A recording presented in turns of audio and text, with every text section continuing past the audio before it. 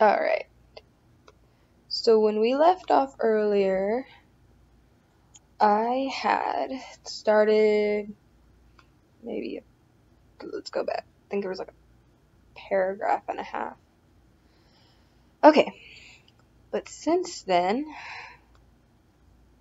I have added more, so I will go back and show what I've done so far. Okay.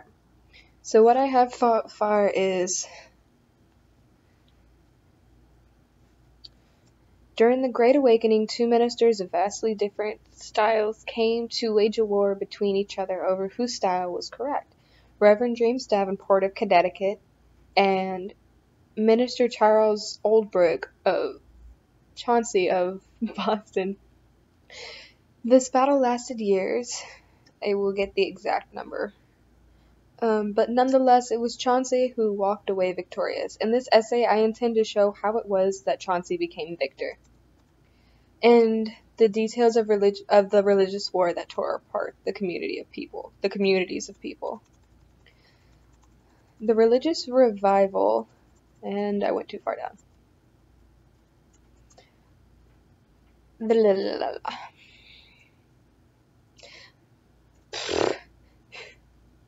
The religious revival, commonly known as the Great Awakening, The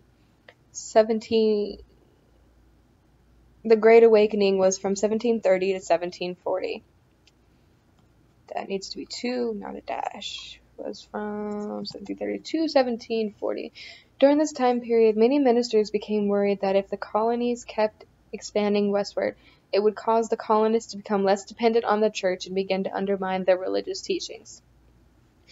This fear brought forth a group of revivalists who saw the chance to create a movement, a new kind of religion, a more emotional and personal Christianity, immensely different from that of the traditional teachings. These two parties called themselves the New Lights, people of the new religion, and Old Lights, people of the traditional religion. Davenport, being a leader of the New Lights, believed in a new form of preaching, a more eccentric and intense way of giving sermons, created by two Presbyterian brothers, William and Gilbert Tennant, and Jonathan Edwards, who was the Congregationalist, minister of Massachusetts. It was the teaching styles of Tennant, Edwards, and Whitefield that caused Davenport to eventually begin scaring his followers and the public into submission. While Chauncey was a methodical minister, his sermons were more relaxed, so much so it almost put young children listening to sleep. The difference between Davenport and Chauncey was not only their differences in the way they did their sermons, but it was the message that they were giving. Chauncey calls Davenport a hypocrite for saying that if people listen to his sermons, they are following Chauncey to hell, when that is exactly what Davenport is doing. Okay, it's not exactly Chauncey. Following Chauncey and the other ministers to hell. Okay. And while I did that, I kept what I worked on this morning. Oh no, I started another one. I just didn't do anything with it. Wow, I forgot I had that. Let me move this back up. Okay. And we'll see how well this fits. Alrighty.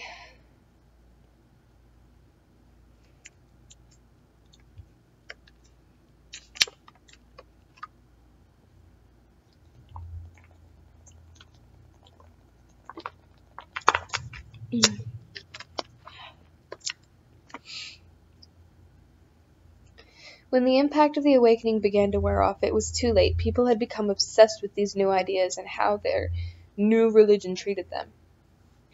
Well, there should be. That's better with quotation marks around new religion. And how their new religion treated them, that they would do anything Davenport asked of them. Even the 2 bonfires he tried to have. In the first he burned old religion books, as well as Chauncey's first books, which I have to get the names of. An attempt to exonerate the world of these hell books. While the second bonfire wasn't lit, it became more apparent to some of Davenport's followers, and especially the rest of the townfolk, that he wasn't completely there. Mentally should be added there so everyone knows what I'm talking about. He wasn't there mentally, and I spelt it wrong. Oh, it's supposed to have 2 L's. Whoops. Throwing more books at anything that could be considered an old religion idol on the pile, he proceeded to throw his own pants into the soon-to-be-lit fire because they were a symbol of